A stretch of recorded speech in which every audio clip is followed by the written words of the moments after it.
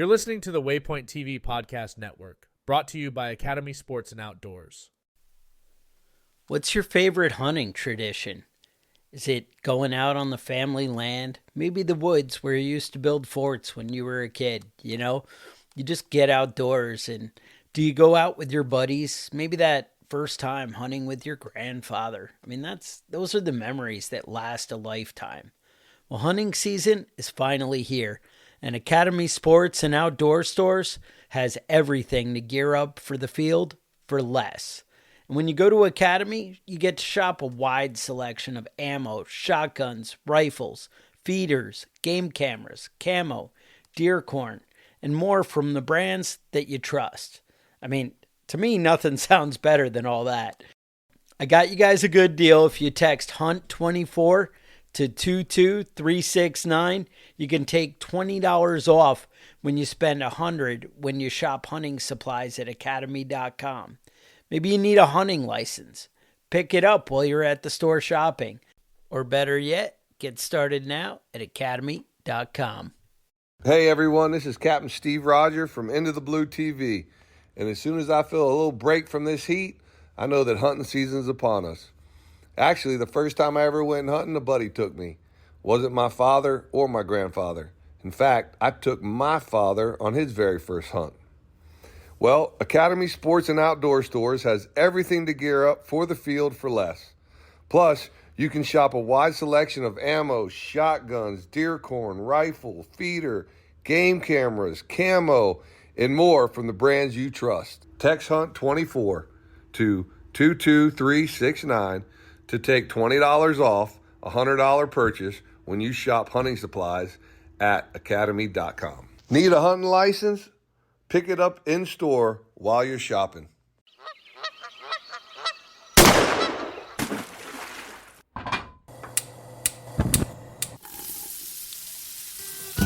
Join Justin Townsend and the Harvesting Nature crew as they explore the world of cooking wild fish and game while sharing recipes, tips, tricks, and lessons learned from their pursuit of wild food. We sure hope you ate before the show, 'cause you're gonna leave hungry. This is the Wild Fish and Game Podcast. Hey everybody, welcome back to Harvesting Nature's Wild Fishing Game Podcast. You know, actually I realized I've been introducing this show for a year. No, 2 years. 3 years. 3 years. Actually 3 years to the week we started this podcast. Happy 3-year anniversary, Adam. So I've been introducing this show like this for like 3 years now, and I just realized the other day I was editing an episode we did, the wild food episode, and I realized that in our intro it says like welcome to the Wild Fishing Game Podcast, or like you're now listening to the Wild Fishing Game Podcast, like whatever it has. And I'm like, and then I go on and I say, hey everybody, welcome back to the Wild Fishing Game Podcast. I'm like, I should just stop doing that. So maybe I will. I suppose they have to click on it to listen to it, so they know. Yeah, to listen to you know, right? Yeah. Oh, okay. All right. Well, hey everybody, this is Justin, your host. I had to develop a new spiel now. Today we've like reached this culmination point. We're near the end of the year. We're like midway through hunting season, tail end of hunting season for some, and kind of like want to bring some things together, close some things out from the year. We're not going to talk a lot about like stuff. We're going to focus on food here in just a minute, which is very cool. I think like ritualistic concept of food. We're going to talk about deer camp delicacies and like deer camp food overall. We'll just classify camp food from like everything from like hunting out of the back of your truck to eating in the backcountry to like having a full-blown like deer camp lodge type setup. We'll just kind of share some of our experiences, see if there's anything that motivates you, see if there's anything that you find appealing or interesting, and then we'll just go from there. We've got some recipes we'll toss in there too. First up, I do want to say big news for those that haven't heard it.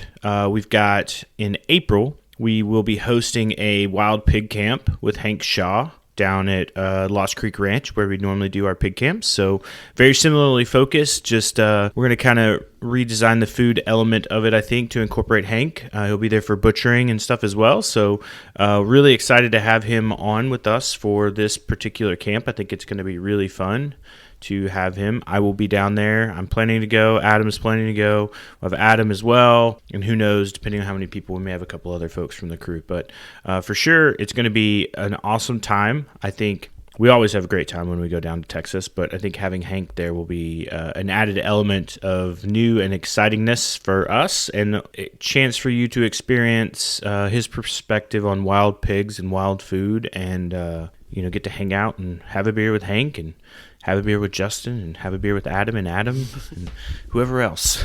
So we've had a few folks sign up now. I think we're halfway full already. So if you want to get your seat there, I'd recommend go do it fast. It's a good Christmas present too. We offer a deposit as well if you don't want to pay the full balance now. Just throw that in there. I'll go over to you, Adam. What you got? Been busy. Been all over the place, driving all over Ontario, and getting ready for the December pig camp, which is in a couple days from now. So I'm excited about that. Been doing mostly goose hunting this season. I did a little bit of deer hunting. Wasn't successful. I'm hoping to get out again with a crossbow and hopefully get something before our season ends in December. Went out grouse hunting on kind of a northern grouse hunting trip. We usually do a moose or a grouse trip. We didn't get moose tags this year, so we did grouse. And it was kind of cold and rainy, and we came home with 3 grouse. So I hesitate to do the math to see how expensive each one of those grouse were. But it was a very fun trip. We're not going just for the grouse, obviously. So had a great time. So everything's been going pretty good with me. Nice. Good. I, too, have been on some hunting adventures. I actually, just this last weekend, I shot my first Maryland deer. Super pumped congrats. about that. Yeah. A little, what I classify as an eater buck, a little spike, whitetail, pretty good sized. I got a little out of breath dragging him it was probably, 200 yards or so from where he was to the road. I've learned as I get older, like sometimes I like to go deep into the backcountry and do all that. And it's funny because I hiked about 5 miles that day, exploring all these trails and kind of like figuring out where I was going to sit because it was a new piece of land. And then in the evening, I sat not relatively close. I would say within like a half mile from where I'd parked at. And then I was probably a couple hundred yards from the road. So a little strategy in that, but that's where the deer were moving. And I'd almost given up hope that day because it was like near the end of the day. I'd bumped a doe midday a little ways from where I was at and bumped another one later. Was seeing sign, was seeing tracks, all kinds of stuff. And people had shot deer earlier that morning. I'll tell you a cool story about that in just a second. But I actually set my pop-up blind, and I'm at like this intersection. It's like a 5-way intersection of trails, and I was like, ooh, this is a good spot. There's definitely going to be something here. So it's like we're into that like 30-minute after sunset period where you're just kind of like waiting. You're like, do I leave now? Do I stay? Is it still too dark to shoot? Should I just pack up? And I was short on snacks. I packed like I was going to go hunt for 2 hours, and I spent like all day there instead. And so I was, pretty hungry as well, which, if you know me, takes a toll on my mental ability and motivation.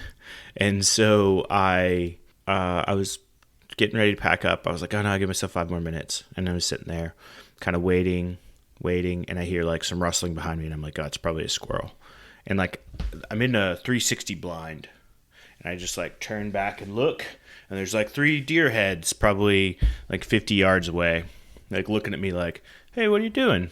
And so they kind of sense something's up, so they kind of look, they kind of start moving a little bit. I give them the old meh. Because if you're a solid deer hunter, you know the meh. Maybe if you're not, you don't. Maybe if you're a solid deer hunter, you don't know it. You don't ever have to. But anyway, it's a great way to get deer to stop moving. Corey taught me that trick. So I give them the meh, and they like stopped, and I reached for my shotgun, and I pull it up, and I'm shooting like iron sights because my shotguns aren't fit for Eastern style hunting. Like I had to buy these magnetic sights, and so I put it on there, and I slide it out the back.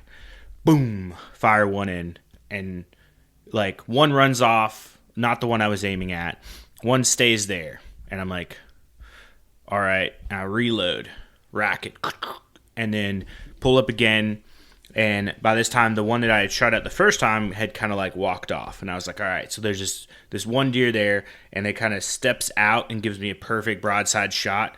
And I just line up the sights and boom. And I see him like kind of jump a little bit and then like scanter off. And I was like, all right, cool.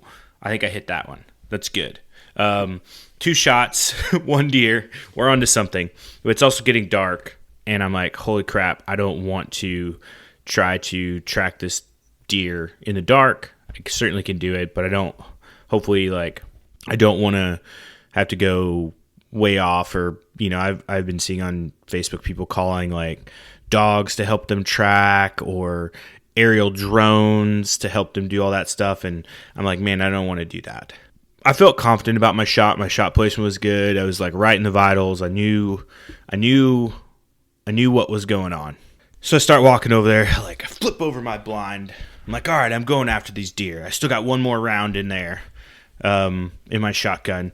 And so off I go. And probably like the point where they were standing, I found like a tuft of hair. And I'm like, oh no. Like I've like shot low, I hit its belly, like something happened. And I get like, I'm using a combination of my headlamp is like running out of battery for whatever reason. It's faulty, I later learned. And I've got my camera light on my phone, like looking for a sign, and I'm like, hit a bigger patch of hair, and I'm like, all right, cool. There's a bigger patch of hair here. This is a good sign. And then I see it, blood. And I'm like, yes, it's bright red. We're on to something good.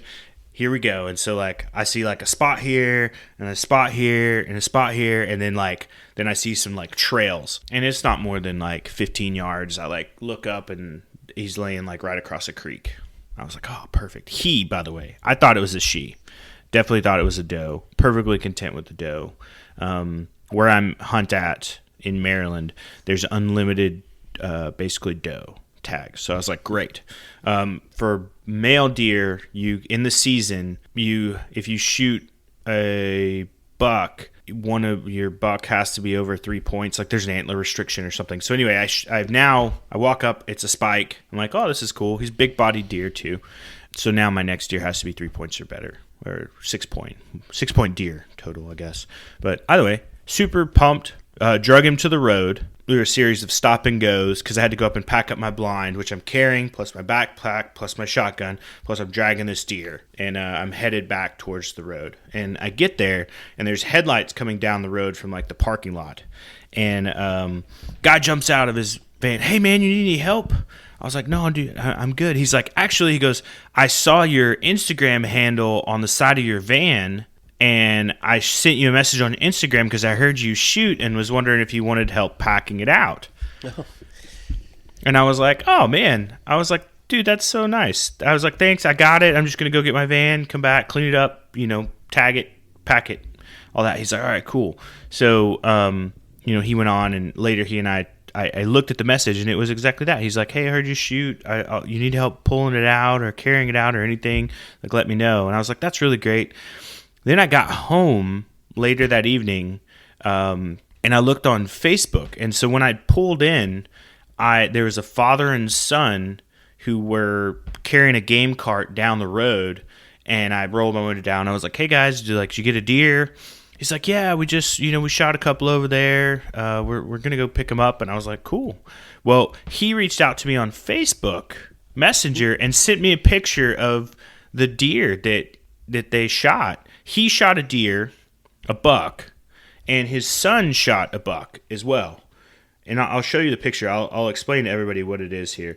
So he shot 1, 2, 3, 4. He shot a 10 or 12 point. No, 1, 2, 3, 4, 5. 1, 2, 3, 4, 5. 5. His son shot a 1, 2, 3, 4, 5, 6. So he shot a 10 point, and his son shot a 12 point. Wow. Within, it could have only been 2 or 3 hours. Oh, wow. Yeah. That's nice. Those are giant deer. Yeah. But it was cool because he sent me a message too on Facebook and said, hey, I saw your Harvesting Nature van, and it was good talking to you. Like, here's the deer we shot this morning. And I was like, that's so cool, man. I love the connection that happens. Makes me happy. Yeah, definitely. Like that van comes in handy. The war pony, Yeah. we've named it. All right. I've told my weekend story. So anyway, what happened? I came home. I processed the deer. There's a neighbor kid that lives across the street. He's like, I think 16, 17. He came over and I helped him process it, or he helped me process it and taught him all the cuts and did all that. I had to make a bunch of faux stock last night. I had to make stock. I had 3 packs of bones, but my wife had sent me this cool video on it was from a pho restaurant, like the Vietnamese noodle soup. And they was showing how they make their stock. And I've made pho stock before, but I wanted to like tune it in, dial it in, and I hit it last night. Yeah. I hit it. So it was with antelope bones and jackrabbit. So it's my jackalope pho stock. Oh, nice. I love it. But I probably have 8 gallons of it, I think, by the time I was done. So everybody's getting stock for Christmas. Congratulations. Boat Trader is America's largest boating marketplace with over 100,000 boats to choose from. We offer simple, comprehensive solutions for those looking to sell, find, and finance new or used boats. Visit BoatTrader.com to get started. All right, enough of me hammering on about my weekend that I was pretty pumped about. I mentioned earlier what we're going to talk about this podcast series. So this podcast episode, we've sunset a bunch of stuff. So now, kind of on the lineup, what we've got our guest podcast episodes, which we'll continue to do as we find cool and exciting people. If you've got somebody you want to hear from, send us a message. Wherever, we'll receive it. We'll reach out to that person, tell them how cool they are and that we want them on our show. We're also have the Rookies podcast series going, and then we sunset Cooking by Cut, and so we're going to replace it with one we're calling the Wild Kitchen. And the Wild Kitchen is going to be kind of we're not going to focus necessarily on the ingredient, but we're going to focus on types of dishes. So our first one, we're going to talk about sandwiches, and we'll cover everything from like using game with sandwiches to using fish with sandwiches, using forageables to like making sauces and whatever. But that's kind of our theme we're going to stick with, and we'll talk kind of a little bit of food history, a little bit of ingredient history, and then we'll talk about a lot of dishes, and of course to give you some inspiration in the kitchen. Yeah, should be exciting. I don't know. Adam, what are your thoughts on this new series we've developed? I'm pretty excited. I think Wild Game sometimes gets pigeonholed into certain types of dishes, and I think it's capable of so much more. I think on this we can, talk ourselves into some good ideas and also hopefully inspire some other people too. Get people using wild game in new and exciting ways. So yeah, I'm pretty excited about it. I think it's going to be fun. If you've got a specific topic you want to hear about us ramble on about, write in, tell us, email, social media, whatever. We'll get it. And then just let us know. Oh, our email too. If you don't have it, grab a pen, write it down. It's whatscooking@harvestingnature.com. That's the easiest way to reach the crew. Or you can hit us up on Instagram, on social media, Facebook, X, if you're on there, LinkedIn, whatever floats your boat. So let's change gears now here. Let's dive into the meat of this episode. I have to come up with another tagline too, because I used that one for the Cooking by Cut one, and we're not talking about meat anymore. Come sit by the campfire. Let's talk about food. I don't know. We'll figure out something. So today's topic, I mentioned earlier, hunting camp meals. I like to classify it deer camp delicacies. I think about, to me, growing up as a kid in southeastern Oklahoma, and deer camp was very much like a part of hunting culture. Like you're taken there as a child, you're brought into a group of individuals, and you kind of like share in this cultural event that's kind of deer camp, right? For us in Oklahoma growing up, rifle season for whitetail deer was from the first the weekend before Thanksgiving to the Sunday after Thanksgiving. It ran that week. So people would take off from work. Some schools let out for the quote-unquote harvest season. And then so we would get pulled into the field by our grandpa, grandma, uncles, aunts, whoever, to go participate in opening day, to stay in camps overnight, to hunt land, a lot of leases. People would access public land. They would pull trailers out, do whatever. I grew up sitting around the campfire, and probably one of my most favorite meals that tied me to deer camp was chili. Yeah. And it's funny because we have the big debate ongoing where Adam Steele ferociously stands by the fact that chili has no beans in it. But our deer camp was neutral, and it served beans chili and no beans chili for those that wanted it. But I don't know. Adam, what was your first deer camp experience? I had a very different experience because I didn't grow up hunting at all as an adult onset hunter. So my first experience at deer camp was probably like 7 or 8 years ago now. I was invited to a buddy's family camp. It was just a couple of guys like my age there kind of thing. And we went out. Actually, the first time I went there was duck camp. So nice. We had some wood ducks that we shot, and I made I brought like a squeeze bottle almost of like of scallion pancake batter, and I kept it in my backpack in a little cast iron pan, and I made little scallion pancakes and seared the duck breast in the fire, and then stacked them in the little pancakes and ate them like outside while we were hunting. It was awesome. Oh, that sounds great. You're invited to my deer camp. Yeah. And then the second time, there was actually the first deer camp we went to where we were like staying there for a long time and everything. I didn't think I ended up doing much of the cooking for it. So they didn't have any traditional dishes that kind of went with it. I was just known as a guy who could cook. So I just kind of took over and cooked it all myself. So, it worked out fine, but yeah, I don't have any of those like cool traditions or anything. And I usually like to push people a little bit outside their comfort zone while still providing something that's still comforting and that fits in a camp. So I made a cassoulet, which I was going to recommend later on, but it's like this beautiful French dish of beans and like a slow cooked casserole of beans and duck confit and sausages and meat. It's like super homey, heavy. I think my one buddy, he said he never had eaten that much food at once in his life because I think he ate 3/4 of it, and it's a hefty meal. So he still talks about that cassoulet. So that was my first kind of big deer camp meal. But it's kind of it's different than chili, but in the same kind of like warm and hearty and beans dense. And meat Yeah. and dense. It's kind of in the same family, I would say. I feel like because to deer camp, it's oftentimes in the fall part. So you're always looking for one, big meals you can if you're with a group, meals you can feed a group. Two, something that's warm because it's usually cold.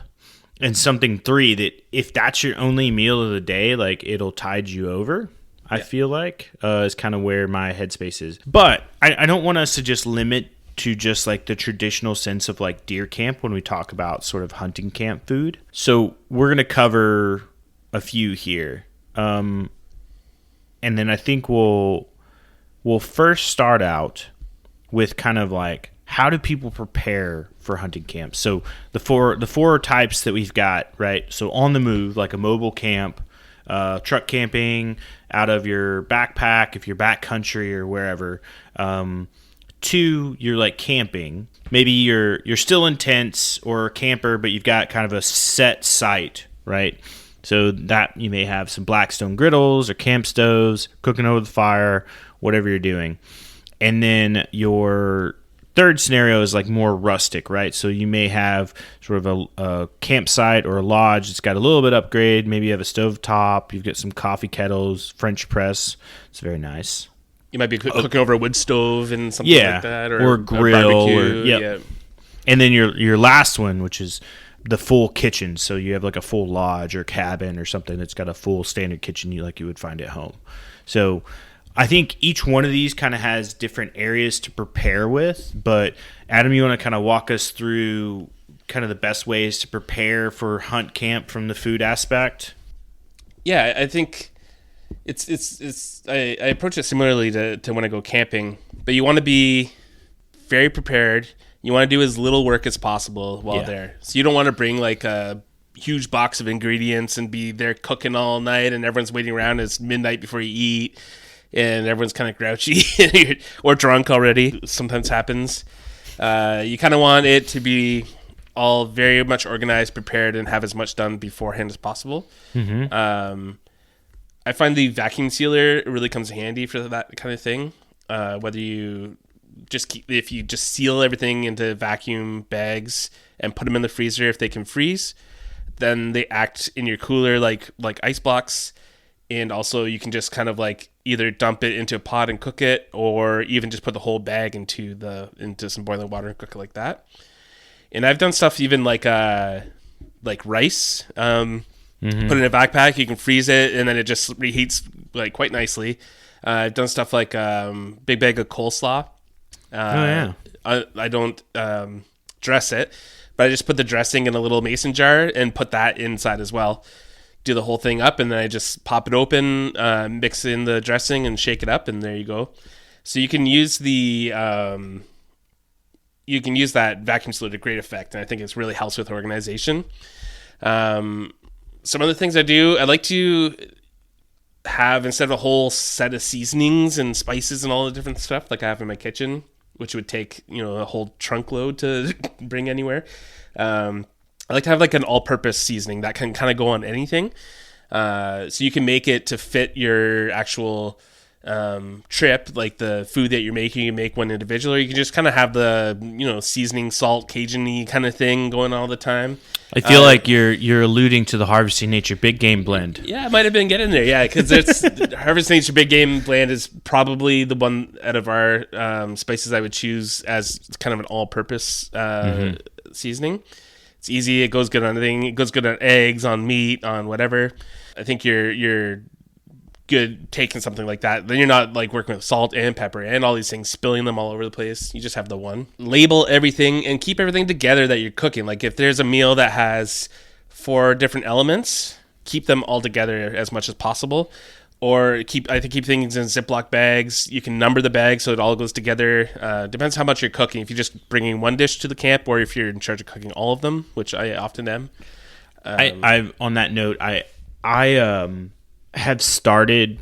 We went camping for a bachelor party back last year or the beginning of this year. I forget now. It's all kind of running together. No, it was last year. So essentially, what we did is everybody was responsible for cooking a meal at camp. And so you had to bring the ingredients for that meal. Because I, too, am like you. It's like, oh, Justin's the cook. Let him cook. And then you spend your whole entire time at the fire. And it's like, look, I'll cook 2 meals. Everybody else just pick one. And I'll even help you cook the meals. I just don't want to be responsible for planning it or, completely putting it together. So I found out that was a good way to divide work, even if it's a team effort, if you all just go get the ingredients for whatever meal. And then I made like a little spreadsheet on Excel and had everybody sign up for what they were bringing, which kind of worked. Yeah, that's often a good thing. There's a lot of apps you can share and that kind of thing, or just do it on threads on message chats. But you want to keep everything very nicely organized so you're not screwing around, especially if you're camping and it's dark out. If you're hunting in the fall, it's going to get dark earlier, so you don't want to be like digging around and pulling stuff out all over the place. Couple other hot tips. Bring something fun for yourself. I like to bring hot sauce. I have this Thai chili oil that I can't live without that I always bring with me. You can do pesto, something, because there's often guys and a lot of hunters, I must say, that like things pretty plain. So I tend to make my meals a little more plain than I would make them for myself, but I bring along something to zest them up a little bit, just to keep things interesting. And then bring something fun for the group.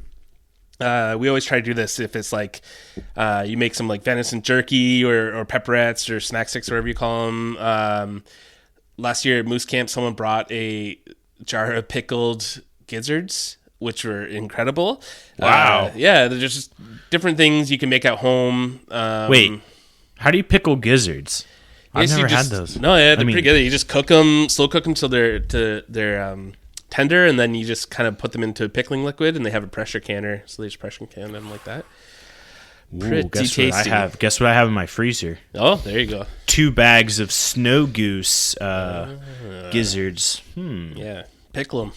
Pickled gizzards. All right. Those are just like great, it. just like with crackers around the fire or whatever. Just Yeah. something to, bring everyone together and have something fun to share. And then bring the right cooking implements. If you guys are all taking turns cooking, make a list and make sure you're not bringing quadruples of everything. Bring things that are small, light, and sturdy. If you need to cook, if you make a big salad or something, bring a bowl because you're not going to have anything to mix it. If you bring a big chili, make sure you have a pot for it. Like, it seems simple, but that happens so often where you show up to a lodge that you might be renting or whatever, your buddy's lodge, and they don't have the cooking implements that you actually need.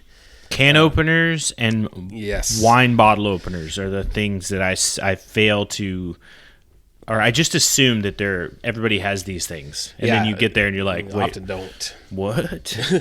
Then you're banging it with a shoe and doing all these weird internet tricks, trying to saber it off. But so those are just a couple of hot tips.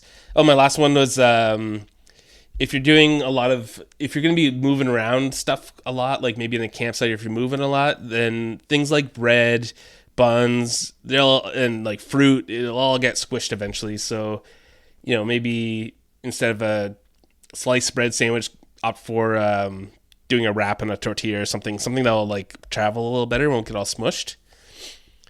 Do you have anything? Yeah, so I was going to say, we stay pretty organized with our camping stuff, just like as a family, but then I translate this over. I'm also very much a stickler about like a packing list. This is for all travel. I have like an Excel spreadsheet I use for hunting trips, and it's got like clothing, it's got food, it's got electronics, it's got backpack gear, it's got everything. Everything's in there, and I go through and I like make adjustments and I update it depending on where I'm going. I also, unless I'm bringing specialty ingredients that I know are going to be hard to find, I always buy my food where I'm going. Because I believe in like supporting that local economy. That goes back to like what we were talking about in the wild food holistic episode of like the economic benefit of wild food. I feel like if I'm going someplace, say I'm going to Wyoming and I'm going antelope hunting, right? I want to either camp and pay a camp fee or stay in a hotel or, do whatever. But I'm going to buy my meals from the grocery store. I'm going to pick up souvenirs for my kids. I'm going to, have drinks at the local bar. I'm going there to, pull a resource from the land that is that state's sort of land or thing. But also, too, I want to, like, move the money around, right? I know some of those local economies in very rural places to survive on hunting. Like, it brings in big bucks for them. And I want to be part of that movement. And I'm a firm believer in that. So I always do that there. That's a great tip. Yeah. And two, it also saves, if you're traveling, you don't have to worry like, I got to freeze all this stuff and take it and pack it and do whatever. Like, just make a list by the day of what you need. Go to the grocery store and buy it. Everything else, plates, utensils, cups, all that stuff, I keep organized in a bin. I also have gotten away from using paper products when I'm camping, because then you got to deal with this big trash bag at the end, right? If you're camping where a place where water's an issue, you got to kind of mitigate it. But otherwise, you should be able to go wash your plates and wash your bowls and be a little more environmentally conscious than just paper plates and dump it all into the fire and, let it go. I think that's just my 2 cents, but also it helps me account for items and know if I'm going to get my camping bin, it's got everything in it that I need to camp. It's got pots, it's got pans, it's got 4 forks, 4 plates, 4 coffee cups, it's got a French press, it's got a kettle, like it's got all the things we need. So that's my hot tip. And don't take your wife or your husband or spouse's significant other's nice china or silverware to deer camp, it may not be happy with you if you bring it back all. Don't leave them without a coffee maker. Yeah, right. Yeah. All right, let's dive into the scenarios a little bit. So we'll break each one down. We're just going to kind of run through them and just kind of free-form chat. So our first one is hunting camp scenario number 1. I think Casey and I talked a lot about this like on-the-move mobile camp, backpack. You may be truck camping / backpacking / doing whatever, but you're fairly mobile. And I feel like in the western part of the United States, I don't know about the western part of Canada, but I assume kind of the same because there's Probably big similar. open spaces. Yeah. Game can be moving quite a bit, right? Depending on the weather. Deer, maybe not as much. Elk, a little more. But you're looking to find where the game is at. And there's usually so much land that you don't, like here on the East Coast, you don't sit and wait for the animals to walk out in front of you. There, you go out and you find the animals, and then you go walk to them. With that, you need to be a little more mobile. And so when I'm hunting that style, I usually have like either a base camp or a hotel room or just out of my van or my truck, and I've got everything stored there. And then I like ration my stuff out for the day. All right, in my pack, I need to have, coffee, lunch, snacks, and dinner just in case. I'm going to make sure I have enough water. I got to make sure I have my jet boil. It's got enough fuel, or what a Camp Chef, whatever little portable cook stove you're using, a lighter, matches, all that stuff to make sure that you're good to go. I think for that, I like your note. I'm a big gastronome fan for backpacking meals. Shannon and her crew do such a phenomenal job with the quality of food that they put forth, and I was a big Mountain House fan for a long while, until like after I ate enough of it, I just would start feeling really bad. Especially like you're in the backcountry for 2 or 3 days, 3 or 4 days, and you're like, whoa, it just like the food does something to you. It's not great. I don't find that with Shannon's stuff. And this is not a paid advertisement. They're not paying us to advertise. This is honest opinion, honest review. I think my favorite one is, I'm looking at their list right now, the sausage rigatoni. That one's so good. Is a real good one. Also, too, here's the thing with backpacking meals. And Adam, jump in anytime. Find things that you like, because usually when you eat them, you're going to be in places that aren't as comfortable as you normally would be. And I feel like they're just like that little bit of satisfaction, maybe on a rough rainy day or a cold evening where you're sitting glassing, or you've hiked 10 miles and you're like, man, I just really need to sit down and eat some food before I finish it out. Like, pick stuff that makes you happy. I would say try stuff before you even go. Don't wait until you go camping before you've tasted what your food is going to be like. Yeah, that's a good tip too. Because, man, oh man, there's nothing that can ruin a day. I tell you, I got one. It wasn't one of the gastronome meals. It was from another company. I got it, and it was like a salt and pepper chicken or something. It was like kind of an Asian-inspired dish with like rice and some veggies, and it was just so much black pepper. That you just couldn't, all you could taste was just black pepper. And I was like, man, oh man, this is not great. Yeah, I don't do a lot of hunting, or I don't do hunting like that just because I'm on the East Coast or east side of this country. And I don't do a lot of backpacking, so I haven't had to rely too much on that. But things just tend to go really simple. We're not talking delicacies quite as much. You're relying on like things you don't need a cooler for, things that you can heat up really quickly. So like your oatmeal, your instant soups. I find like bringing along little things that make you feel better if you're feeling like you're footsore and you're tired and you're cold and you're wet and the stupid animals have run off again and you're getting skunked, and you're like, a chocolate bar would really go nice right now, and go like make you feel a little better, or something like a bouillon cube in water to have like a hot cup of soup kind of deal. It's just something that will make you feel better. I think relying not just on the like caloric intake, but like what things that make you feel good as well. And I know those are going to be smaller and not quite as fancy in a situation like that, but I think they're important to keep your morale up, so you don't throw your hands and turn around and walk away. I don't know, man. I was hunting on Saturday, and I stopped back at my van after hiking for a while and was like, I'm really hungry. And I had a trout pate on some bread, and it just livened my mood. It was great. Yeah. It was great. That's all you need so sometimes. Delicious. Yeah. I think too, like jerky. I always have a big snack section too, because I don't generally eat breakfast. If I'm out hunting, I'll probably just do coffee or oatmeal real quick, and sometimes I won't even do that. Sometimes if I'm camping or backpacking, I just want to get up, I want to get out, I want to get moving. I also want to sleep until the very last moment, so that I don't have to because it's the point of being in the backcountry, right? You can just roll out of bed and you're hunting.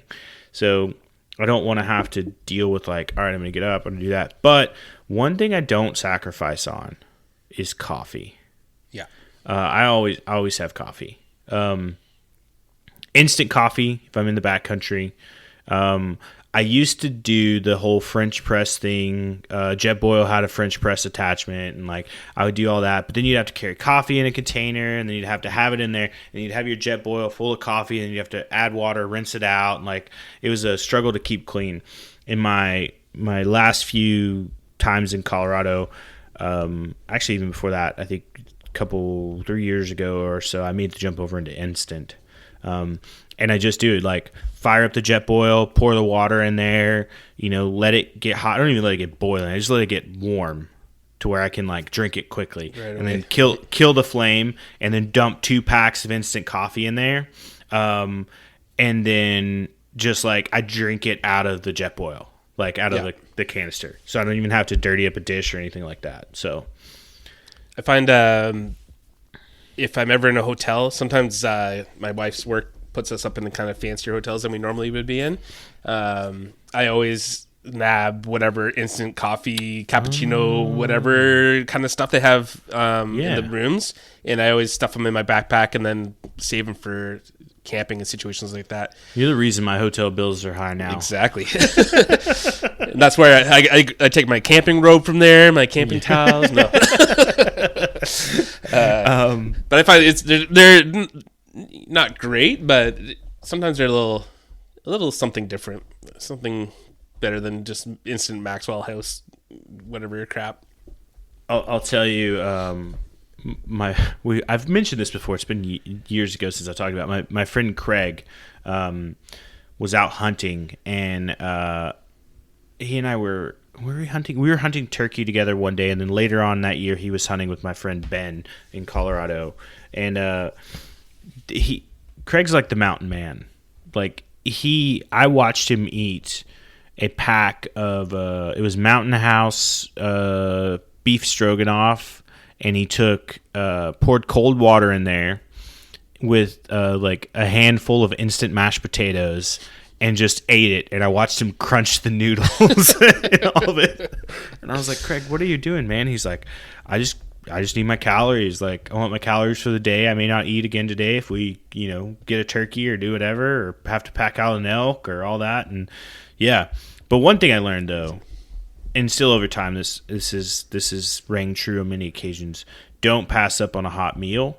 Yeah. If you can pass up on a hot meal, and you got a note here, sausages over the fire. So I'll let you talk about that in just a second. But archery hunting for elk in Colorado, grouse is always on the menu, because I bring a small game tip and put it on the end on one of my arrows.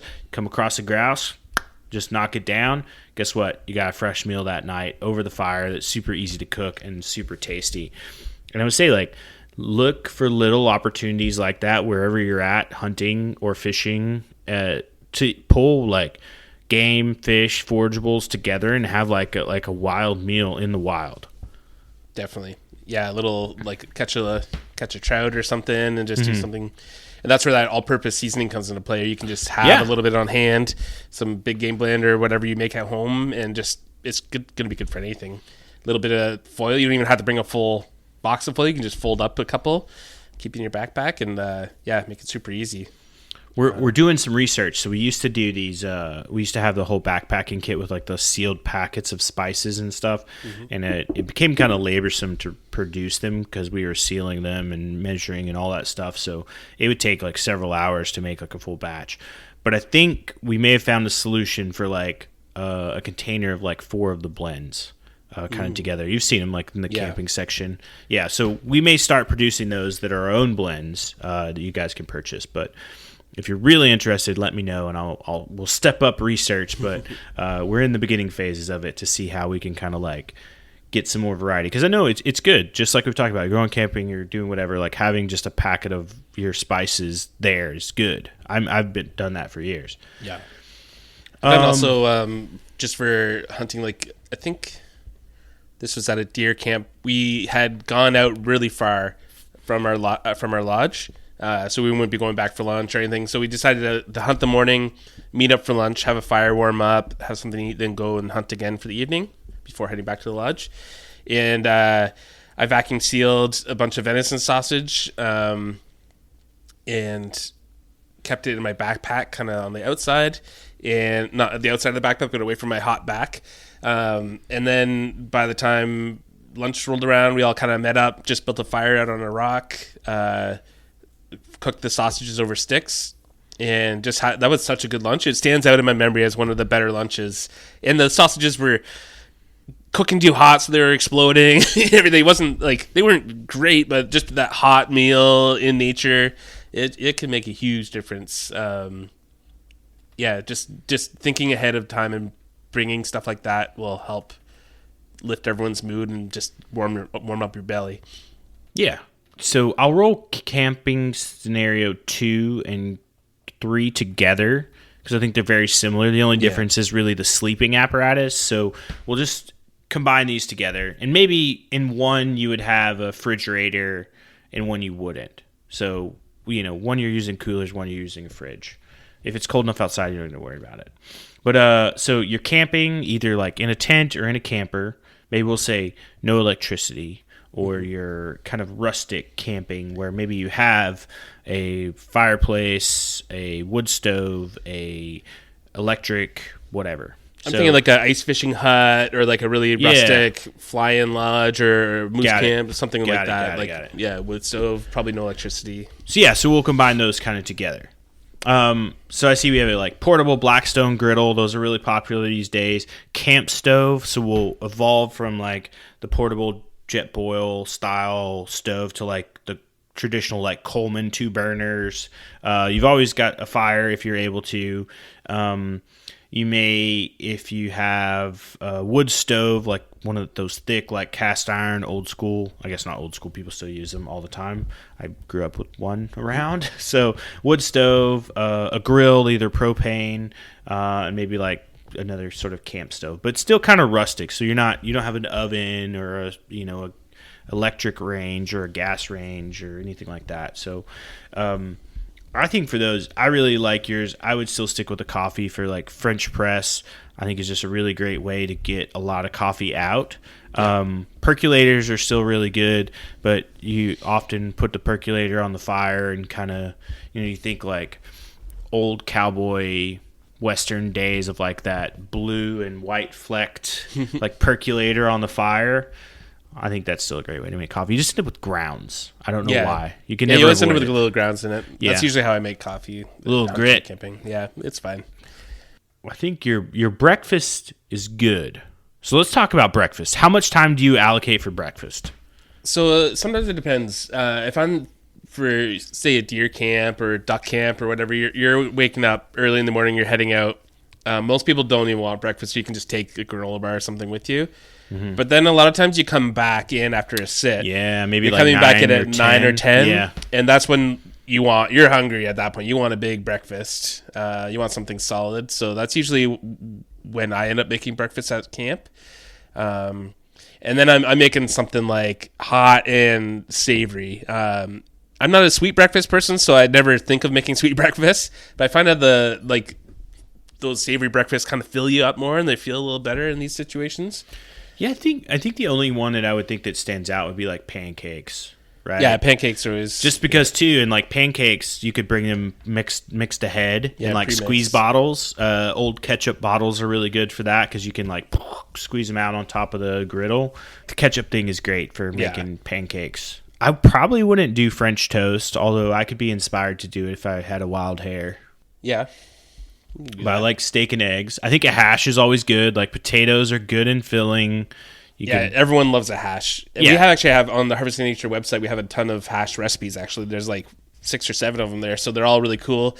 And one of your old recipes, I think, was a heart hash. Like a venison heart hash. Oh, man, that one's really good. And that's something, if someone does get a deer, you end up gutting it and everything, bringing home the heart and actually cooking it for breakfast is a pretty ball and move for deer camp.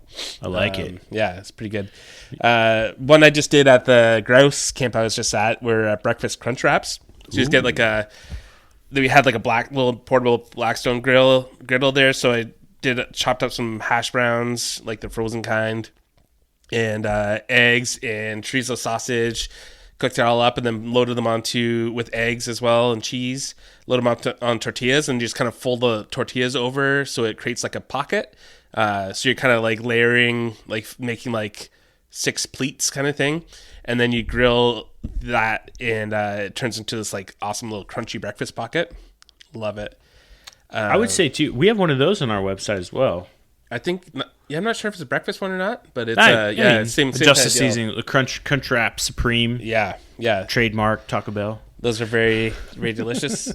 And something else that I make often and always surprises people, and people are always in love with it, is like savory oats or like savory rice kind of breakfast meals. So you're cooking up some bacon or sausage or just ground venison or meat, serving it with like oats, maybe some like Asian style with scallions or soy sauce, or you can go wild. But it's people are always pleasantly surprised. They're always like, really, like savory stuff on oats, but it's delicious and it's filling and great.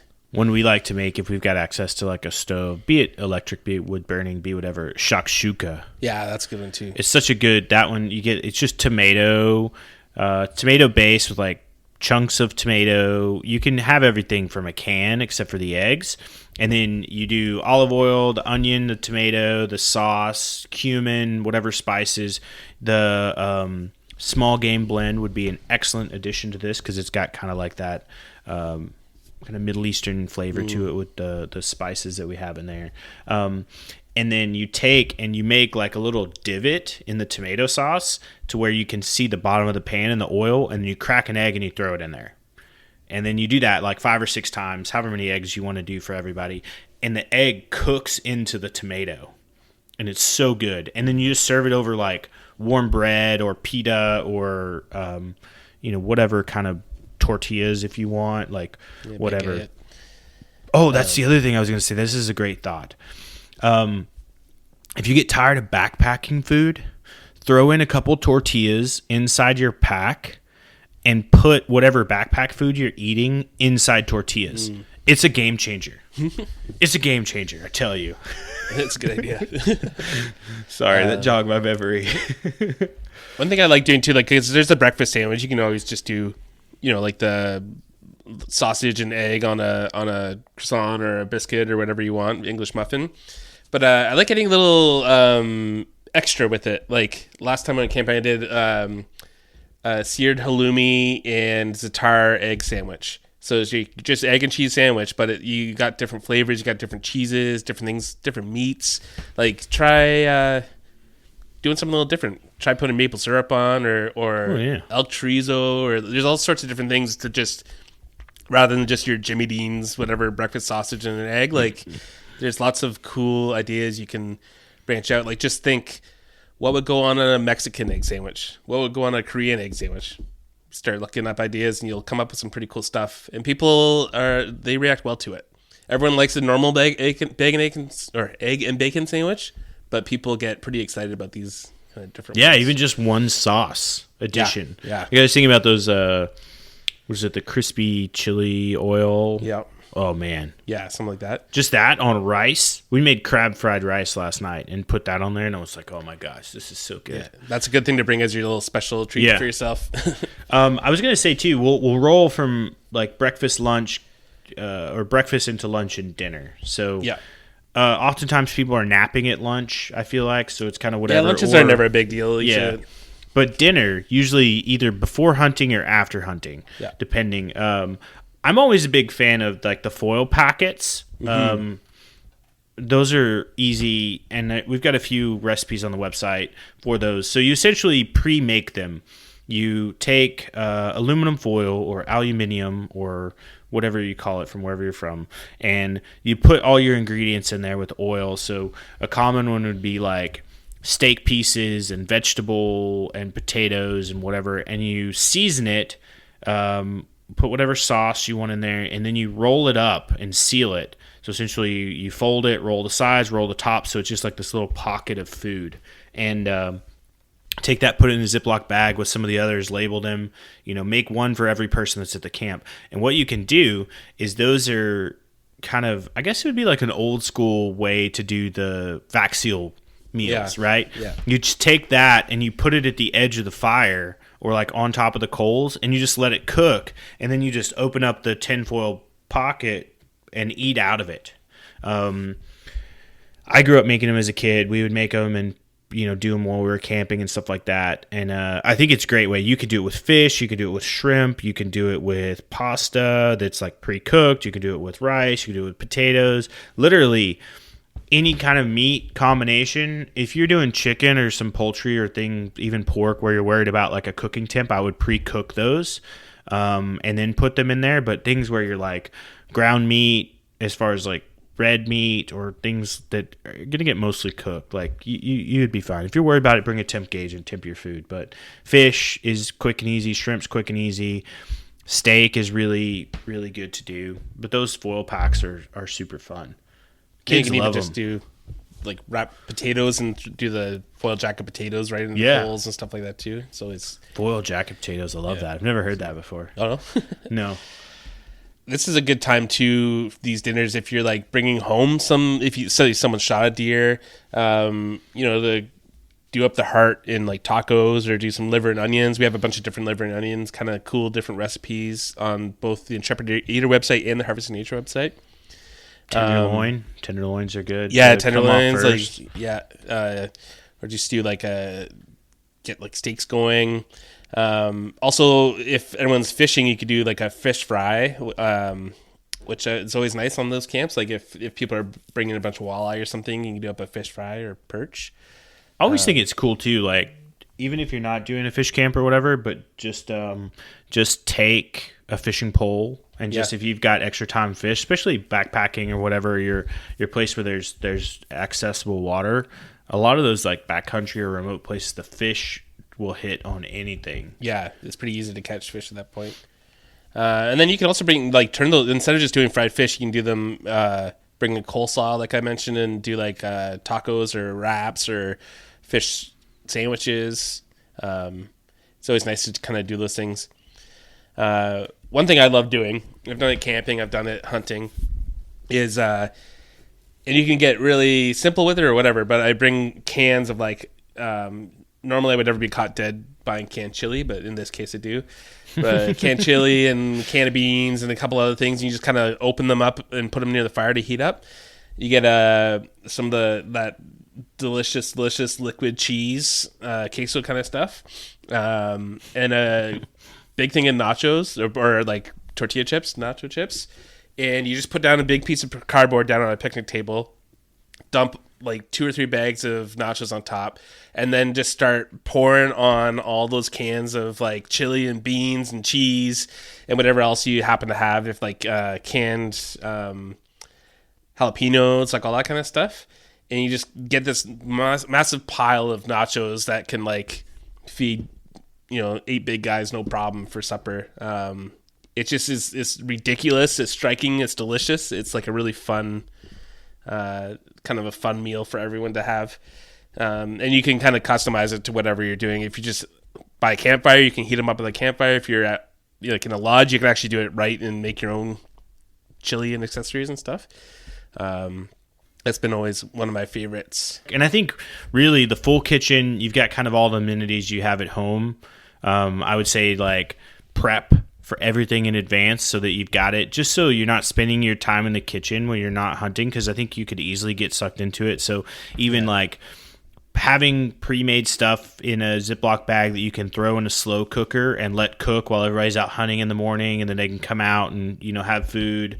Those like bigger dishes, think like Thanksgiving or holiday meals that people are gonna, you know, kind of enjoy, those big pleaser dishes, stews and curries and chilies and goulashes and that kind of stuff. But I even say still, like, you can make them, but make them ahead. Yeah, just to cut down just have time. Yeah. Don't spend your time cooking. You spend your time with people and hunting and all hunting that. and everything. So something like if you can bring like a kind of wrapped tinfoil wrapped tray, you could do something like lasagna or meatloaf, or like that cassoulet I talked about, which is probably one of the top hunting camp meals if you ever want to do something that's a little difficult to do but amazing. You do shepherd's pie. You've got a curried venison hunter's pie, don't you? I do, yeah. On my Intrepid Eater website, it's kind of like a shepherd's pie but made with venison with curry spices through it, and it's incredible. Something a little different than your normal shepherd's pie. Oh, you know what that makes me think about I did the squirrel Japanese curry. Oh, yeah. Off just 2 squirrels, braised them in the slow cooker, picked the meat apart, mixed it with the curry paste from Japanese curry, and served it over noodles. And that meal, total like time for me involved was pretty low, and it just was really delicious. Like 2 squirrels, skin, gutted, some water, the curry powder, and then, you know, mix it all together with some veggies and cook it and put it over noodles. And my kids ate it. My friends ate it. Everybody loved it. Something, if you want to get a little cute, you can do. I've done sushi in pretty rustic situations. So I've done like kind of like the maki roll style, but I do steak. So you just marinate steak in ponzu or soy sauce and brown sugar or whatever. Grill it, rest it, slice it, and then just bring like your sushi kit, so a little roller, your rice or seaweed paper, some sushi rice that you can bring in pre-made already if you want, and frozen. And you just line up some cucumbers, steak, and a little bit of mayonnaise and roll them up in the sushi. And it's ridiculous, and people love it. And it's actually still pretty filling and everything, too. It's a really fun meal if you want to kind of impress your hunt camp. Something a little different than chili. Steak sushi. It'll blow people's minds. It's a fun one. Well, I think we've laid the playing field out. We've talked about so many different types of foods and all that, but we want to hear from you. Write in, tell us what's your favorite hunting camp and what's your favorite camp food. Share with us. We always like to try new stuff. If you've got recipes, secret family recipes, maybe not secret. Don't share the secret of this. Family recipes you want to share, anything like that, we'd love to see them. But hit us up on email or on social media. And take us in your hunt camp pictures, too. Yeah, please do. We want to see you guys having fun out there and enjoying food pictures, too. But thanks, everybody, for listening. We'll post our show notes online, including links to all the recipes that we've either referenced or made up or whatever. And then whatever podcast platform you listen to, punch that 5-star button. Leave us a review. Tell us we're doing right, or, tell us we're doing wrong. Thanks, everybody. Have a good day.